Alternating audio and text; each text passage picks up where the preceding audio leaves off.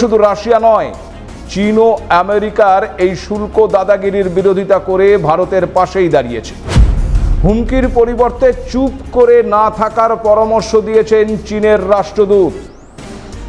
তবে এখানে প্রশ্ন হলো, রাশিয়ার ওপর যতটা ভরসা করা যায় ততটা কি চীনের ওপর ভরসা করা যায়?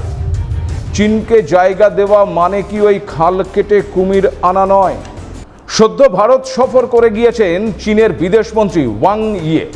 প্রধানমন্ত্রী নরেন্দ্র মোদী এবং বিদেশমন্ত্রী এস জয়শঙ্করের সঙ্গেও বৈঠক করেছেন।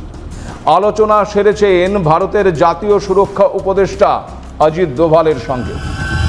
চীনের বিদেশমন্ত্রীর ভারত সফরের পরেই চীনের রাষ্ট্রদূত আশ্বাস দিয়েছেন, ট্রাম্পের শুল্ক বোমার মধ্যেও ভারতের পাশে দৃঢ়ভাবে দাঁড়িয়ে আছে চীন। নয়াদিল্লির একটি অনুষ্ঠানে চীনের রাষ্ট্রদূত শু ফেইহং জানিয়েছেন যে বড়সড় পরিবর্তনের মধ্যে দিয়ে এই মুহূর্তে যাচ্ছে গোটা বিশ্ব।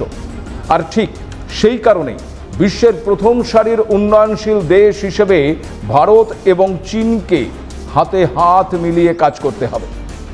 একে অপরের সঙ্গে সমন্বয় বজায় রেখে চলতে হবে। তাতে যেমন এশিয়ার লাভ হবে, ঠিক তেমনি পুরো বিশ্ব লাভবান হবেন বলে মনে করছেন চীনা রাষ্ট্রদূত। চীনে সাংহাই কোঅপারেশন অর্গানাইজেশনের সম্মেলনে যোগ দিতে যাবেন ভারতের প্রধানমন্ত্রী নরেন্দ্র মোদী। তার আগে চীনের এই অবস্থান অত্যন্ত গুরুত্বপূর্ণ বলেই মনে করা হচ্ছে।